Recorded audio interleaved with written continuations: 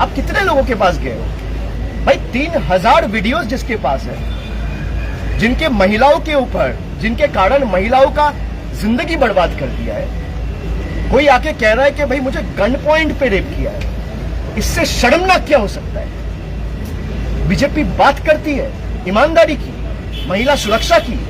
BJP का leader 2 दिन पहले महिलाओं के खिलाफ किस तरीके का शब्द इस्तेमाल किया आप सबने देखा है।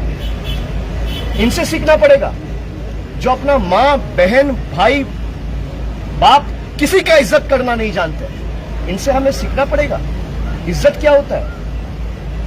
जो महिलाओं का अधिकार छीनना चाहते हैं, जिनको बीजेपी ने कैंडिडेट बनाए, वो खुद कह रहा है जो राष्ट्रपति जी के पास गए हैं वो सब झूठे हैं।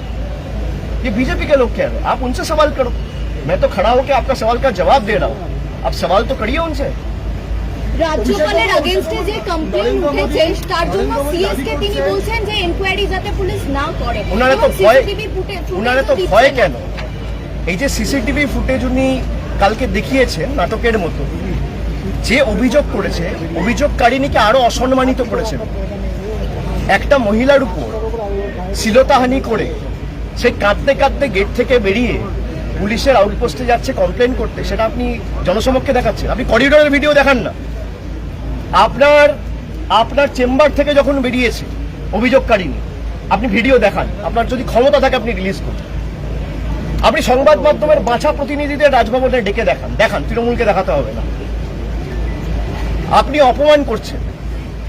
আইনে আপনার বিরুদ্ধে কিছু করা যায় না বলে আপনি যা ইচ্ছা তাই করবেন, আপনি আইনের ঊর্ধ্বে।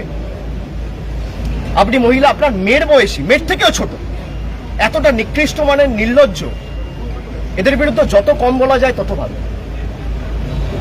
মেয়ের বয়সী একজন মেয়েকে শ্লীলতাহানি করছে আপনার রাজভবনে, আপনার কেবিন থেকে যখন উনি বাইরে বেরোচ্ছেন তার ফুটেজটা বার করুন। সেই ফুটেজ দেখায়নি গভর্নর। আমি তো সেটাই বলছি, উনি দেখাক। আমার বিরুদ্ধে যদি কোনো অভিযোগ ওঠে আমি তো পুরোটা জনসমক্ষে আনবো, তাই নয় কি?